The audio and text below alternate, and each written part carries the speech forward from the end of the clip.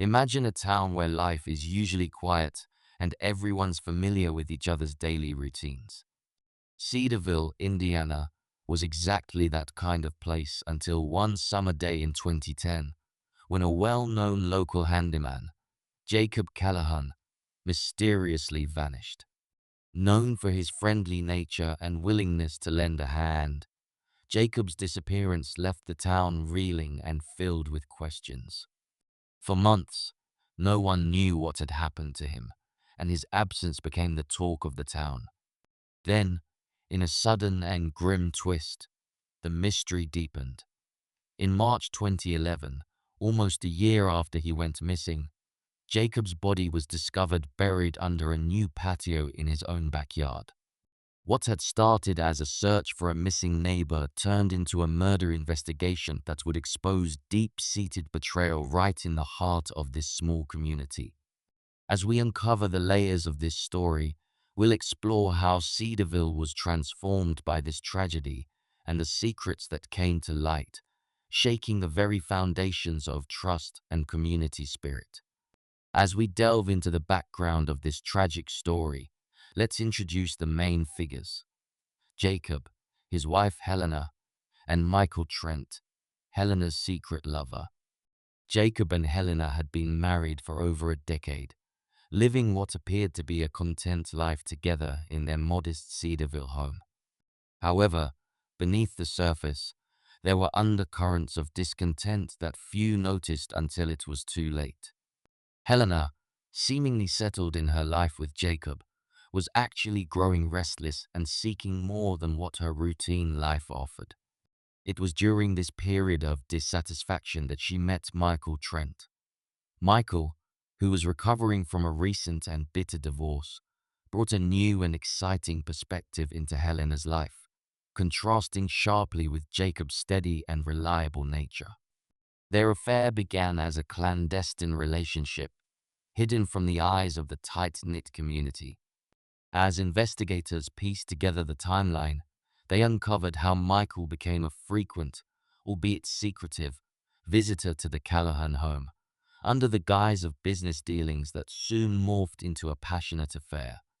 This triangle of relationships set the stage for a plot that would lead to murder, revealing the dual lives and deceit that lay behind the closed doors of what seemed like a simple, small-town existence.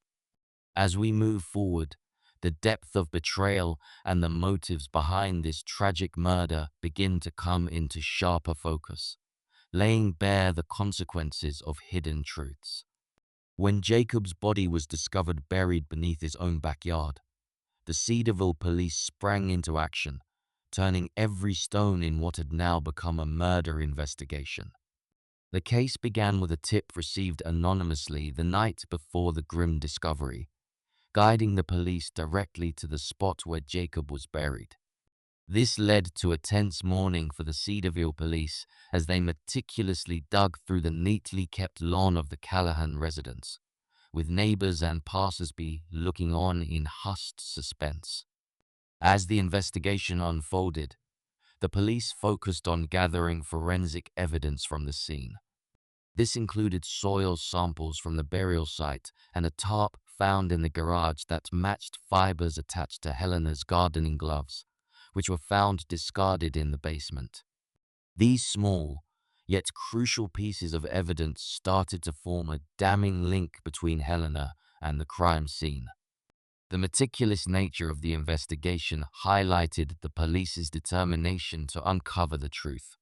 They worked diligently, sifting through physical clues and assembling a timeline that pointed increasingly towards foul play within the home Helena had shared with Jacob.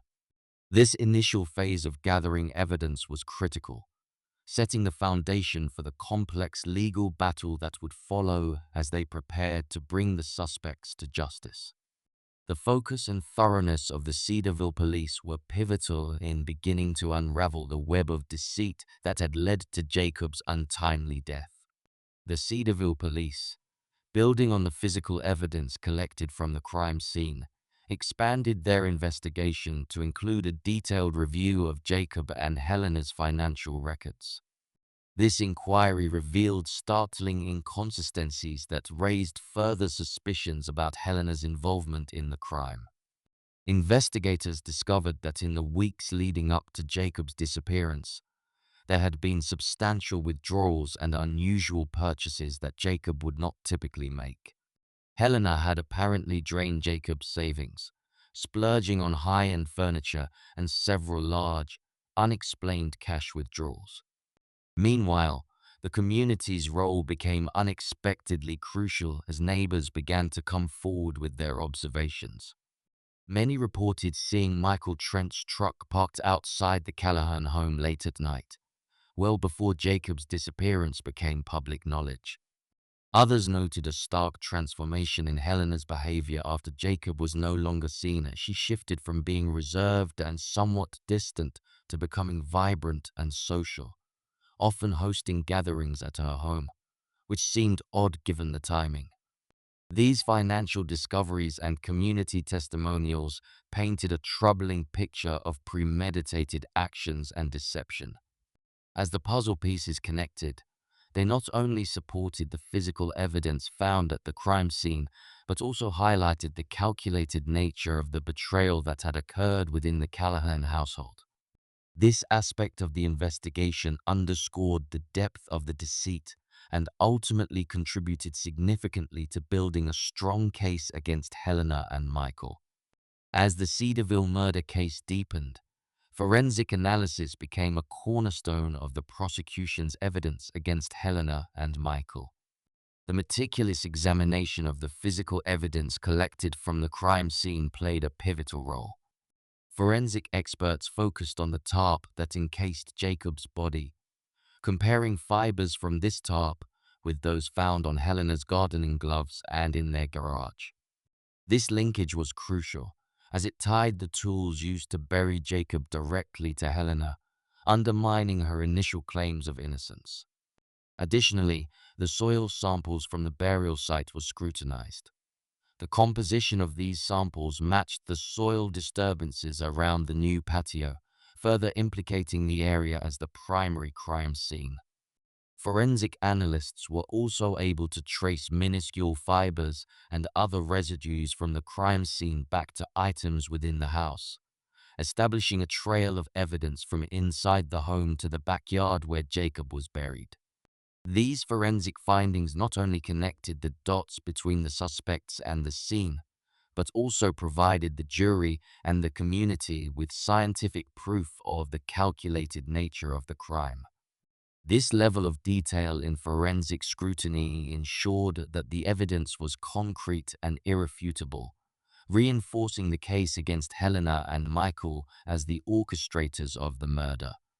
As we progress through this narrative, these forensic revelations continue to the betrayal and premeditation involved, setting the stage for the legal battles that followed. As the investigation into Jacob's murder intensified, both Helena and Michael were brought in for detailed questioning. The atmosphere during these sessions was charged, with each suspect under close scrutiny by the Cedarville police. Helena's composure during the interrogation was notably calm and measured, an approach that seemed too controlled under the circumstances. She meticulously described Jacob's demeanor before his disappearance as distant and erratic, suggesting he was dealing with personal issues, a narrative she had crafted carefully to deflect initial suspicions. Michael's interrogation painted a different picture.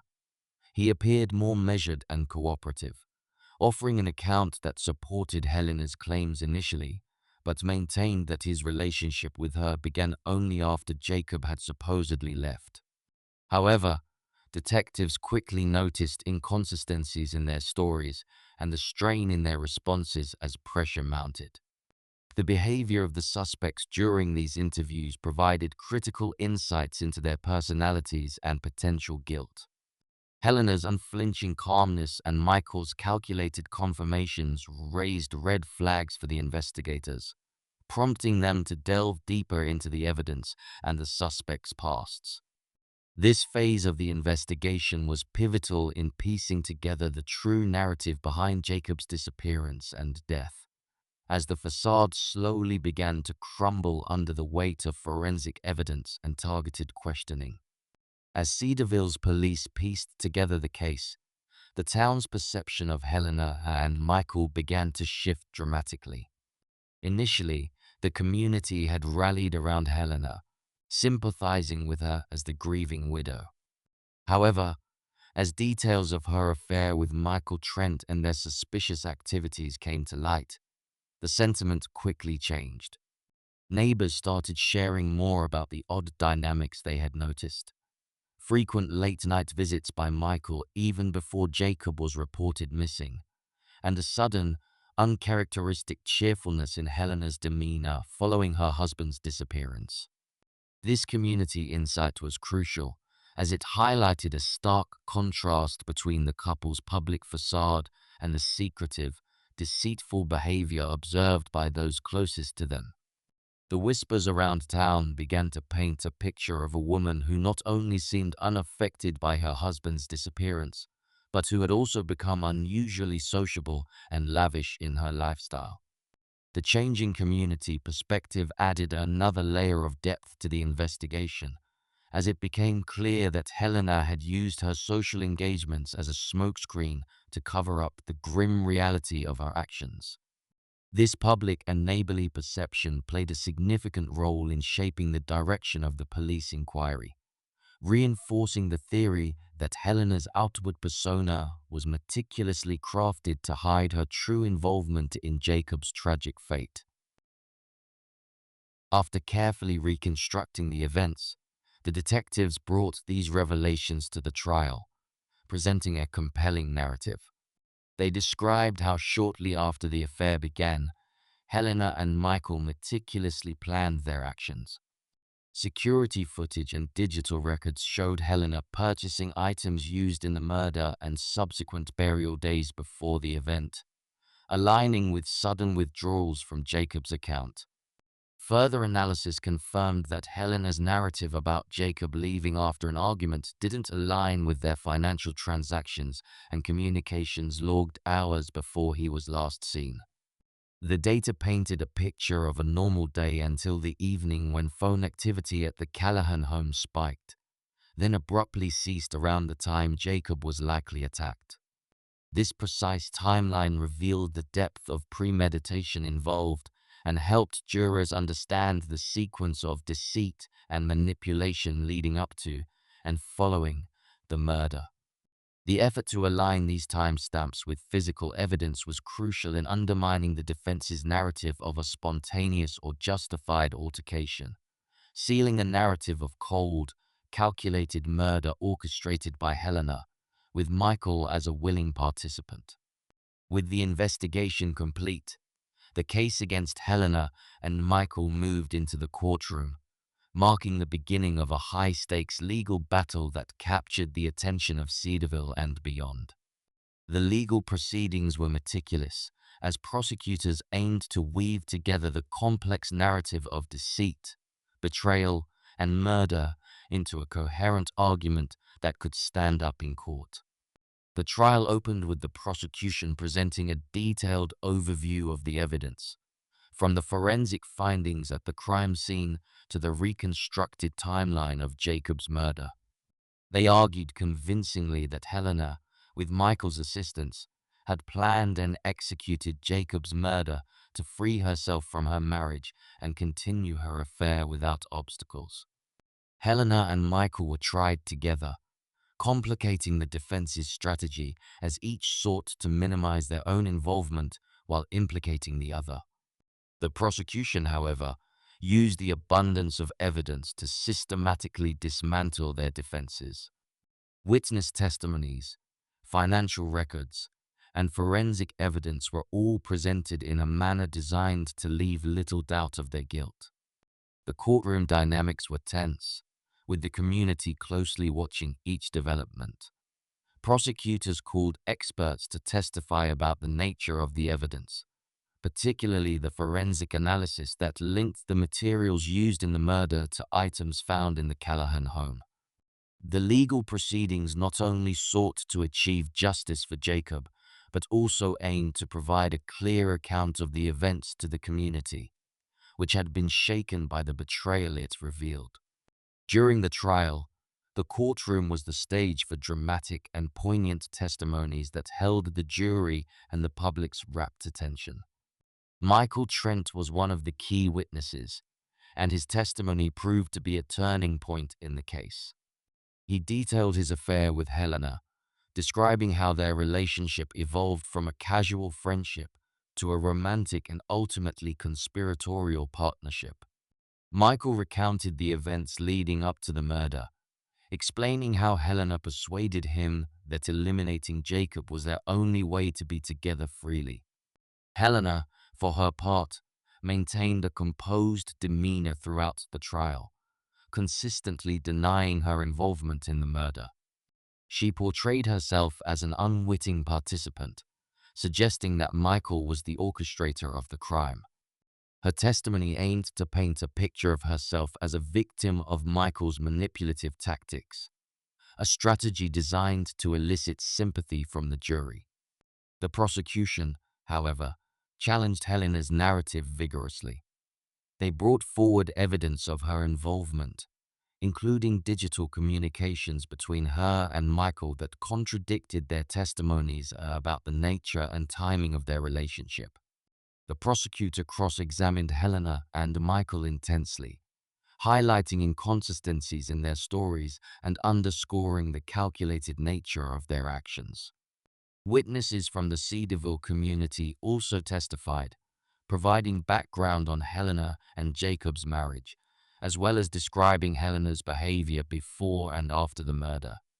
These testimonies helped to establish a broader context for the jury, illustrating the drastic changes in Helena's demeanor and lifestyle, which aligned closely with the timeline of her illicit affair and the subsequent murder.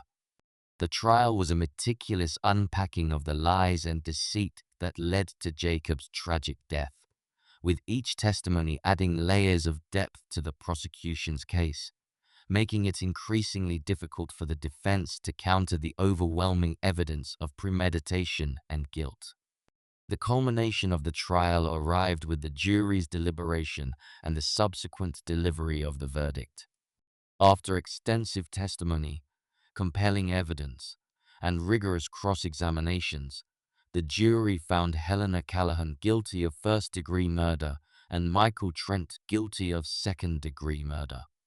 This verdict reflected the jury's assessment of Helena as the mastermind behind the plot and Michael's significant, albeit somewhat less culpable, role in the execution of the crime.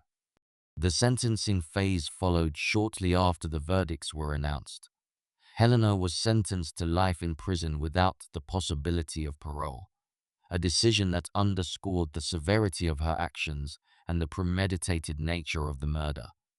Michael, having cooperated with the prosecution and provided key testimony against Helena, received a 25-year sentence, reflecting both his involvement and his role in helping to uncover the full scope of the crime. The courtroom was heavy with emotion as the sentences were read. For Jacob's family and friends, the sentencing provided a sense of justice, though bittersweet, for the irreplaceable loss they suffered. The community of Cedarville, which had been deeply affected by the crime, also felt a measure of closure, knowing that those responsible had been held accountable. The impact of the verdict and sentencing resonated beyond the courtroom, highlighting the consequences of betrayal and the law's capacity to respond to even the most hidden of crimes. It served as a poignant reminder of the justice system's role in maintaining social order and addressing acts of severe betrayal and violence within a community. As the trial progressed and eventually concluded with a guilty verdict, the media coverage of Helena and Michael's case intensified, shaping public perception significantly. Local and national news outlets chronicled every development, often portraying Helena as the mastermind behind a cold and calculated murder. This narrative was bolstered by the dramatic details of the affair, the betrayal, and the forensic evidence that tied her directly to the crime scene. The public narrative became a powerful force, as articles and news segments painted a vivid picture of a small-town tragedy that escalated into a sensational crime story. Journalists delved into Helena's past, her personality, and her relationship with Michael, framing her actions within the context of greed and manipulation. This media portrayal influenced public opinion, casting Helena and Michael not just as criminals, but as villains in a story that resonated with themes of betrayal and justice. Additionally, social media played a role in amplifying the case, with people sharing their thoughts and opinions online. This digital discourse often echoed the sentiments seen in traditional media, but also added a layer of community commentary, with residents of Cedarville and others following the case expressing their shock and condemnation of the crime. The combination of media coverage and public discourse created a narrative that extended far beyond the courtroom, influencing how the story was perceived and discussed. It also raised broader questions about trust and morality, resonating with audiences far outside the immediate community affected by the tragedy. This extensive media and public engagement illustrated the profound impact that high-profile legal cases can have on societal perceptions of justice and morality. The ripple effects of Jacob Callahan's murder were deeply felt throughout Cedarville, leaving a lasting impact on the community. In the aftermath of the trial and the media storm, residents grappled with the unsettling knowledge that such a heinous crime had occurred in their midst. This event shattered the town's previously serene image, leading to a period of reflection and change among its inhabitants. In an effort to heal and find some positive outlet for their grief, Jacob's family, with the support of the community, established the Jacob Callahan Memorial Fund. This initiative was created to honor Jacob's life and legacy, focusing on supporting local businesses and aiding families in need, echoing Jacob's own values of kindness and community service. The fund quickly became a symbol of the community's resilience and desire to transform a tragic narrative into one of hope and renewal. Additionally, the annual memorial events organized by the fund provided a space for communal healing and remembrance. These gatherings not only commemorated Jacob's life, but also reinforced the community's commitment to supporting each other. Through these efforts, Cedarville began to reclaim its identity, focusing on unity and mutual support rather than the darkness of the past. These memorial efforts not only helped the community manage the immediate emotional fallout, but also laid a foundation for long-term recovery. By channeling their collective grief into constructive actions, Cedarville's residents found a way to remember Jacob not just for the circumstances of his death, but for the values he lived by, thus ensuring that his legacy would continue to inspire and influence the town in positive ways. Following the conclusion of the trial, the lives of the key figures involved diverged significantly. Helena Callahan, sentenced to life without the possibility of parole, began her incarceration with a significant shift in her public persona. Inside prison, Helena attempted to recast herself as a figure of sympathy and misunderstanding. She engaged with the media, giving interviews and contributing to documentaries that focused on her life and the trial.